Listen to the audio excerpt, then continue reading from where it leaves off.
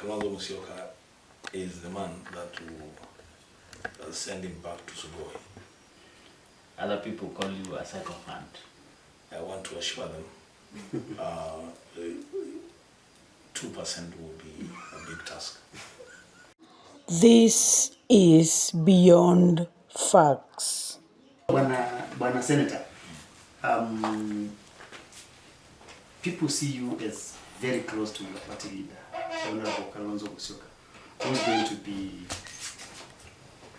you are looking forward to him being the opposition flag bearer.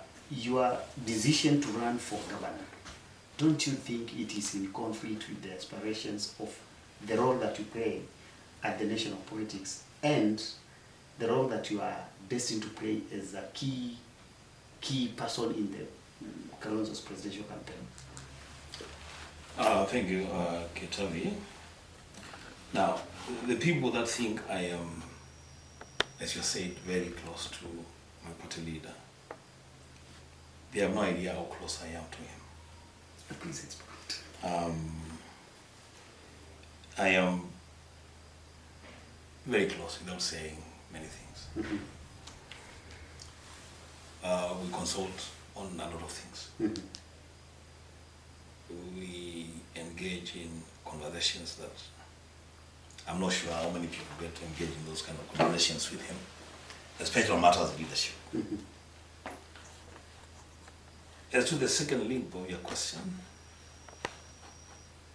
whether running for governor compromises my position as a key pillar in Kalonzo's presidential campaign, my response to it is a straight no. Mm-hmm. Doesn't compromise that in any way. If anything, it adds to it. Mm-hmm. Without giving many examples, you know, my leader in the Senate, Jim Orengo, has been a pillar, a cornerstone of Raila's presidential campaigns. Yeah. But he also ran for governor. Yes. If you look at the people that were closest to Raila, and actually even to Uhuru, and even to Ruto, Mm-hmm. they ran for governor. And it doesn't avoid that thing that you have said, or will you have the time then to campaign for governor and then also go out there and campaign for the president? Mm-hmm. One of the things that you must know is that the biggest mistake that we can make as a party is to, especially in Kitui, is to give a ticket to a candidate that will require the party leader to be coming back home To campaign for every week to campaign for the candidate. That will be the biggest compromise to Kalonzo's presidential bid. Having a strong, solid candidate here with the confidence to take a break when need be, to go across the country and campaign for our party leader will be the biggest plus to the campaign. The choice now will be for the party to make. Whether they want to get a candidate here that after every 1 week we must all come back here to help them. to help the candidate, the party will make that decision. Mm. Yes. Okay, so Mheshimiwa Senator, like 2 months ago we saw the president touring Kitui, and you went public to say that you were not invited. So my question is, did his tour have an impact in our county? Do you think President Ruto's tour has an impact to this county?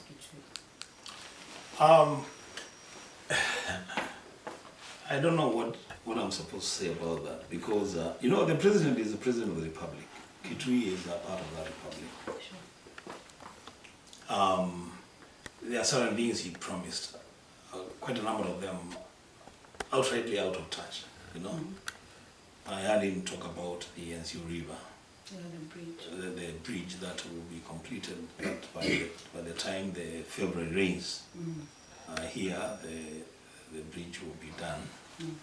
But somebody must have forgotten to tell the president that in February we don't have rains in Kitui. So there's no question of rains coming the river in February. I heard him promising roads to everywhere, you know. When I looked at the budget, I never saw any indication of, you know, those roads. And you know what? If the roads are built just the way other roads are being built, then there is nothing to thank the president for. It is what the government is supposed to do. The government is supposed to develop the country.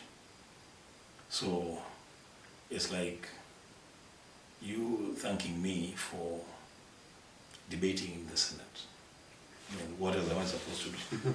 That's my job. You know, it's the president's day job to develop the country. So if he does it, that's fine. If he doesn't, then he has failed. And again, I want to repeat what I said the other day. Ruto and his team must never expect that the Senator of Kitui County will praise them for whatever they do, because that is not my business. My business as the deputy minority leader in the Senate and a senator in the minority side of Parliament. My job is to tell the president that he can do better. Even when he gets it right, my duty is to tell him you can do better. He has his people to clap for him and tell him he has done better. That's not my work. I will not take up roles that don't belong to me. So we also saw him perhaps insinuating that some of the leaders here hawana akili. Maybe what is your take on that? And we've also seen a lot of publicizing of the Kamuongo, I don't know, Kamuongo Sekuru Road. Chuso. Yeah, Kamuongo Chuso Sekuru Road. There is the narration that Kalonzo has been there for over 40 years, yet the road to his home area is dusty. You know, facts are stubborn things. Let me first get the math right. I also do understand, you know, mathematics is not easy for everyone. People can get things wrong. Kalonzo was Member of Parliament between 1986 and 2012. A simple calculation will tell you those are roughly 26 years.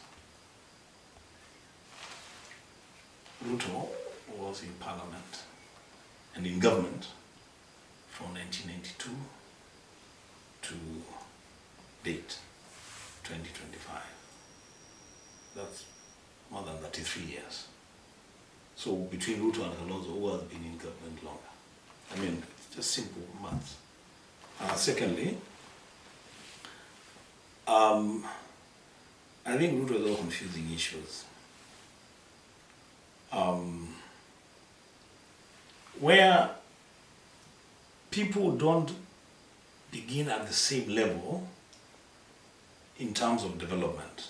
That is why we have regions in this country recognized under the Constitution, Article 204, you know, marginalized areas that are way below other areas in terms of comparative development. So where some leaders begin in terms of development for their people is not necessarily where every other leader begins. For Kalonzo, where he started, remember he was member of parliament for Kitui North, a constituency that is exactly half the county of Kitui. And I think for him, at that time, the most important thing was to bring government services closer to his people. And he did extremely well. You know, from Mwingi North, now we have 4 constituencies. We have Kitui West, we have Mwingi West. From Kitui North. From Kitui North, Yes. now we have 4 constituencies. We have Kitui West, we have Mwingi West, Mwingi Central, and Mwingi North. Yeah, and you know, a lot of, you know, sub-counties in there, locations. This road that Ruto is talking about, he should be bold enough to tell Kenyans the truth. That actually the road that he is talking about is not necessarily a county road. It is not even a national road, it's an international road. And that road comes all the way from the port of Mombasa, goes all the way to Ethiopia, and a section of it passes through Sikuru. Now that road, we all know, was launched by Kalonzo Musyoka way back before Ruto became president, even before Ruto became president, when Kalonzo was Kibaki's vice president. And he launched 3 phases of the road. Immediately after that, Ruto became deputy president, and he served for 10 years as deputy president. If there is a person that should be asking about the Sikuru road, it is not Kalonzo Musyoka, it is Ruto. He should be telling us, after Kalonzo launched the road and his victory with Raila in 2013 was stolen, and Uhuru and Ruto occupied the presidency, what did they do to that road? I mean, he should be answering those questions, not asking. Kalonzo did what he was supposed to do. He launched the road. But immediately after launching the road, they were voted out of office. Who came in? Ruto, as deputy president for 10 years. Yeah. So Mheshimiwa, do you think it's a plot maybe to demean the Wiper party leader? Because we've seen CS Pio and I was some time back in Tharaka launching electrification exercise. We've also seen a lot of some water projects coming up. And now this much height road. Do you think it's a plot to maybe demean the former vice president? I will tell you for free that His Excellency Dr. Stephen Kalonzo Musyoka is Ruto's the greatest nightmare. Ruto knows for a fact that Kalonzo Musyoka is the man that will send him back to Sugoi in the August 10th, 2027 elections. So he would try to do all manner of things, including trying to demean him, and even insult him, you know. Yeah. And I will advise my party leader, and I know he cannot do it, not to respond to Ruto on those insults, not to return any insults, because that is not his character. Yeah. He wouldn't insult anyone. I would encourage my party leader to soldier on and get ready, be prepared to take over from Ruto. It doesn't matter how much insults Ruto directs to him. It doesn't matter how many things that they try to do now, just for the sake, for purposes of winning the election. In Kitui County, one of his confidants whispered to me and said, they only want 20% of the vote. I want to assure them 2% will be a big task. So, Yeah, okay, so Senator, we still continue with our discussion. I want to pick your mind on something, especially your relationship with the Wiper party leader, Kalonzo Musyoka. To different people, you are different things to Kalonzo Musyoka. Some people call you hardliner when it comes to defending the Kalonzo Musyoka and defending the Wiper position. Other people call you a sycophant of Kalonzo Musyoka. Others call you confidant of Honorable Kalonzo Musyoka. Maybe in your own words, how would you describe your relationship with Kalonzo Musyoka? I would say I am a loyal member of the Wiper Patriotic Front. And the leader of that party is Stephen Kalonzo Musyoka. My relationship with him is as it should be. A relationship of trust.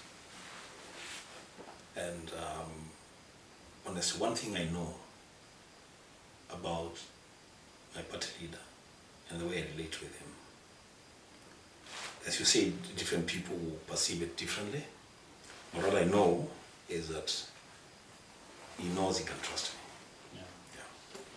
Yeah. Senator, now we are looking at Kalonzo as a strong presidential candidate in 2027.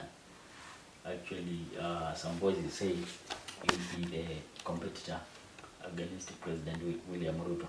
You can tell us, and of course tell Kenyans, what is it, how close is Kalonzo to the presidency in 2027? Because he has contested in the past, and the seat has always been elusive. How close is he now this time round? The seat has not always been elusive. Kalonzo ran for president only once, in 2007. Yeah. He was rated as running mate in 2013 and again in 2017.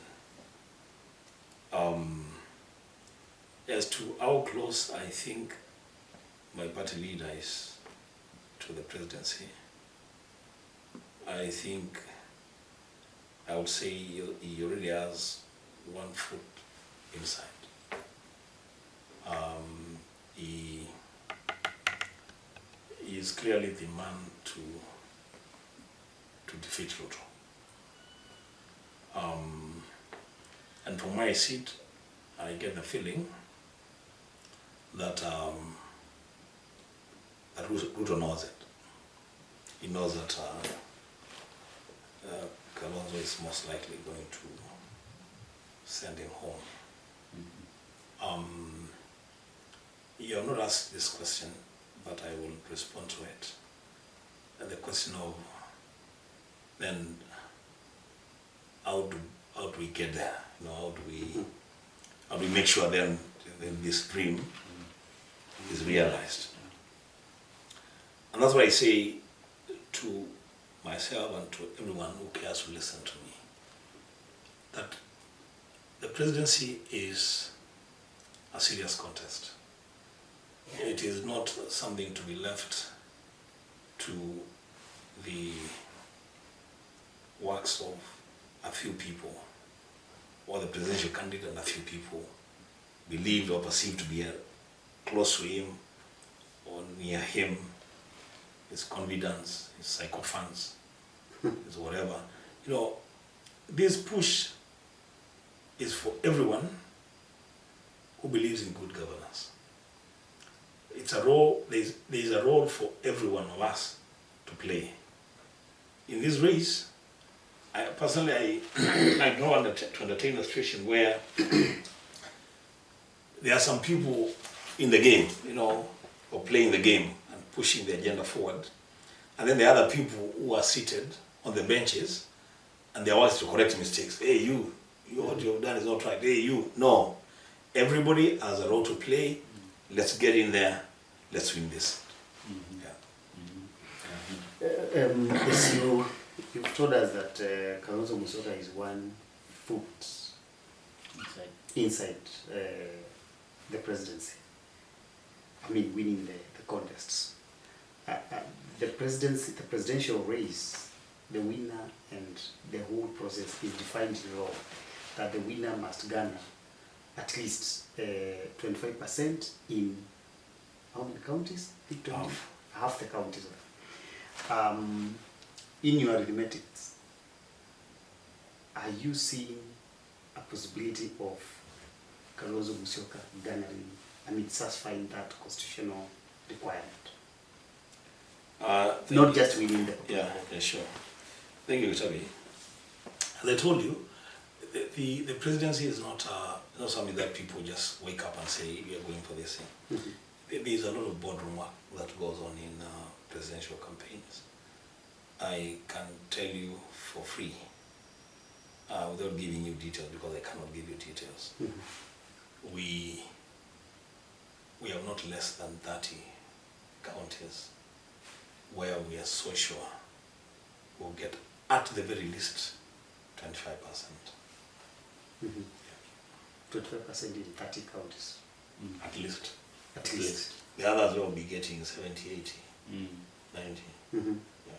I would want to, go further with that kind of, that line of questioning. Somebody might want to argue that Kalonzo might actually win the seat, the presidential seat. But then when it comes to the number of MPs from within his own party, because now currently I think we have around 20 or thereabouts, and we had someone now who supports the Kenya Kwanza government in this bench, and he told us the match the Wiper Party can produce in terms of MPs is not more than 30. So a president who is elected but with only 30 MPs, he looks very weak, and he's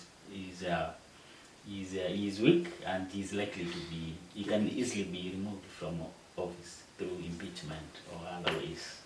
What is your comment about that? No, I will repeat the same response that I gave to Kitabi. The presidency, gentlemen, is not it's not as simplistic as we may want to think. It's not something that people just wake up to go and do. You can be very sure that, in fact, there's a term for the presidency that you're trying to describe. It's called a lame duck president. Yeah. A president who has no numbers in parliament to push government agenda. Let me tell you. One of the things that Kenyans need to understand is that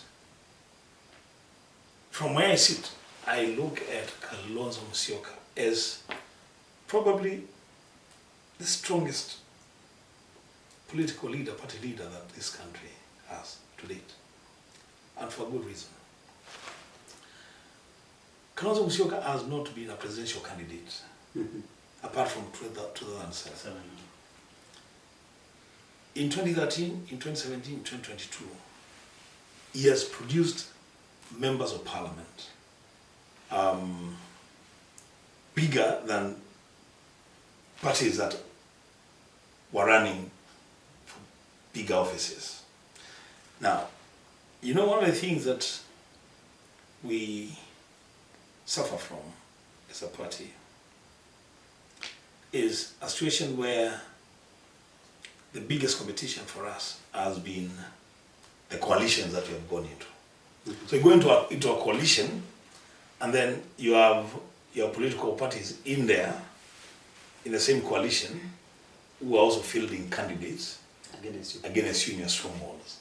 Yeah, that reduces your numbers. Yeah. Now this time round, Kalonzo Musyoka will be on the ballot. The Wiper Patriotic Front will be producing a presidential candidate. I don't speak for the party. I cannot even begin to pretend to speak for the party. But I can tell you, and remember, this is consistent with the conversation that we have had earlier. The party is in the process of identifying very strong candidates all over the country. They are coming in droves. to register with the party.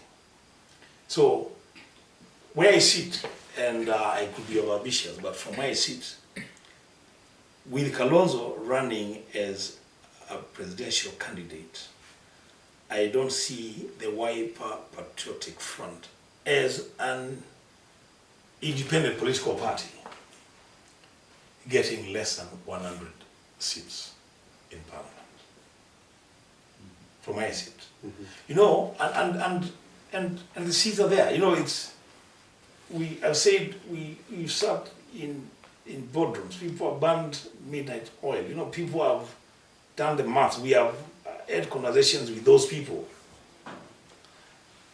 You know, even without Kalonzo running for any national office in the last elections, remember, out of the 4 members of parliament, members of National Assembly from Taita Taveta, 3 of them are Wiper members. Now you can be sure that if we are running, Kalonzo is running for president, we will probably sweep that county. The same can be said about a seat in Nairobi, in Mombasa, in Kilifi, in Kwale, in Kajiado, in Garissa. I don't want to mention a lot of counties, but yes, we have done the maths. So what would you say about this situation whereby some of the political friends who are around Kalonzo are said to be, pushing him to exit some zones or not to field candidates in some regions? How is Kalonzo now supposed to get all those numbers if they are going to, leave some zones for other parties? And maybe to add on that, what guarantees do you have as a party that the internal competition within the opposition grouping does not injure his chances of being the candidate? You know, when Philip asked this question the first time, he used some adjectives there to describe me and my relationship with the party leader. And I want to honor that from that vantage position, there are things that I'm privy to. First of all, I don't know who those people are that have been pushing us not to field candidates anywhere. I don't know which those people are, because I'm not aware of those people. The former deputy president, is pushing us to go where? Not to field candidates, specifically in Nairobi County. That is the story out there. Okay, so do you want to listen to the story out there, or you want to listen to the inside story? You want the inside story. Now, this is it. Coalition building is a delicate affair. It's we are all aware of group dynamics. When people come together for a purpose, the initial engagement is normally very stormy. Everybody is trying to push the agenda. You come to the table with a wish list. Now, this is what you want. Somebody else comes with a wish list, and in those wish lists, definitely there will be conflicts. Yeah. You want this, I also want that. I want this, I also want. That's very, very normal. That's very, very normal in coalition building. Now, once everybody is on the table, remember, we are not done yet with bringing in members into the coalition, into the opposition umbrella. The members are coming, and everybody who comes, they come with their wish list. And for every wish list that comes, you can be sure that there is a possibility of a conflict with another partner. So we'll get to a stage where now reality will strike. Yeah, you say, it's okay. It's okay for a partner in the coalition to want to take all the governors' seats in 20 counties, you know. I mean, it's a wish list, it's what somebody wants, you know. You can, or you want to, you say, all the cities are mine. You know, it's okay, that's what you want. Yeah. But then there will be a team that will advise that, you know, first of all, remember, what we want to do is to defeat Ruto on the ballot and form government. That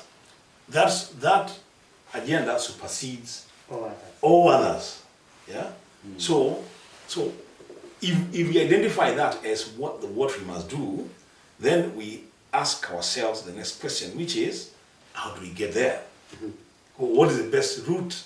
What is the best, shortest route to that destination? We come and say, Philip, it's okay for you to want to take this X number of seats in this area, but the way we look at it, the numbers that we have, the polling that we have done, it will not be possible for you to get that. Instead of that, settle for this, go for this. And you, Getabi, please, you're asking for too little. From our maths, you deserve more. So take this. So that we build the blocks to get to where we are going. It is not the other way around. You don't begin by saying, I want this number of seats, then how do you become president? No, you first deal with the top tier, and then you trickle down. Okay. Yeah. So Senator, even as Kalonzo goes for now the top seat, there are some conversations especially in Ukambani about whether Kalonzo is consolidating his home turf. And one of the key issues that is coming out is why are some Kamba leaders not with Kalonzo this time when the presidency appears to be so close to him? And notable names like Charity Kalukengilo, she's not supporting Kalonzo, or she's not with him. People like Honorable Johnston Mudhama, who used to be very close to Kalonzo, why is he not with Kalonzo? People like Honorable David Musela, he is not with Kalonzo. Actually, he is opposing him, if I understand him very well. So why are these Kamba leaders, very key, why are they not with Kalonzo? Number two, what is Kalonzo doing? Because he needs everybody, especially the key leaders in Kamba. What is he doing to bring them back? And number three, people like you, now the confidence and the people who are very close to Kalonzo. What are you doing to bring the community together? Okay. A very, very good question, and I will be candid. For Mudhama and Musila, these are leaders I personally respect. I have a relationship with them. I actually forgot Professor Kibuda Kabana. Yeah, but even go on. Kibuda Kabana. I have a relationship with the three of them. And I hope they will forgive me for saying this, because they should. I have had very personal, very candid conversations with them. Not once, not twice. Individually? Yes. Yes. And I'm not giving up. And I'm telling them, when we were growing up in leadership, we were looking up to you. And we believed that you were fighting for our community to give dignity to our people and to help your community occupy its pride of place in the Kenyan conversation. Now, if that diagnosis is correct, then today we are closer to that destination than we were when we first started. So it doesn't matter, partly it does, what happened between you and our leader. My advice is, you people, each one of you, will need to have a very personal conversation with our party leader and agree from a position of best interest to our community, not personal benefit. Because unless we are saying that we have realized that what we thought was good for us is not good for the community, which I don't believe is the case. I want to believe that those three gentlemen, men that I respect, will one day realize that this community needs them working with our leader to deliver good tidings to our community. It pains me when I see people who have newly gotten into politics use very strong words against those three gentlemen, because I think that the conversation to break the ice between those three can only happen at a very personal, individual level with the party leader. Mine is just to try the best I can. I talk to my party leader in the same breath about those three gentlemen. And I tell him, perhaps he may need to consider just reaching out. Yeah. And I know perhaps he's doing it. I don't want to preempt that. Not just to make himself, not just for them to make him president or to help him become president, but to also communicate to the other people in other parts of the country that we also have a community to take care of. And it shouldn't look bad. When Ruto realized that Gideon Moi was going to embarrass him in Baringo, he went to Gideon. He reached out. He reached out and he pleaded with Gideon not to field a candidate or not to run for senator or Baringo. And Gideon was going to win that seat anyway. So, I mean, it's something that can happen. And I pray that it happens sooner rather than later. Actually, from a casual high, now from a casual political high, people would say it is Kalonzo who is supposed to reach out to those guys because he needs more than maybe they need it. The community needs them. The community needs all of them. The community needs all of us. I don't think I want to reduce this to one person reaching out to the other people. I want us to look at it as a community thing, and those are the people that are our leaders at that level. All of them need to understand that this community at this time needs them speaking in one voice. As to charity, I think the less I say about her, perhaps the better. The better for everyone. Because I have a very personal conviction that Honorable Charity Ngilo is bad for everyone. Even when she's supporting Kalonzo. I don't know how would she support him? With what? To doing what? She can mobilize maybe. Women across the country. Oh, okay. Possibly she can mobilize. Okay. You know, there's a conversation we had in 2022, which is a very painful and bitter conversation. And this conversation with a team from President Huru's office, that time he was president, and we talk about this presidency thing. And it's on record. I mean, it's something that's hidden. I said many times that for Raila to win this presidency, he needs Kalonzo to be his running mate. I said that many times. Yes. Then that kind of conversation started, being sneaked in. Let's get the women vote from Karua. I remember one conversation that I had with the leader that I am not going to disclose now.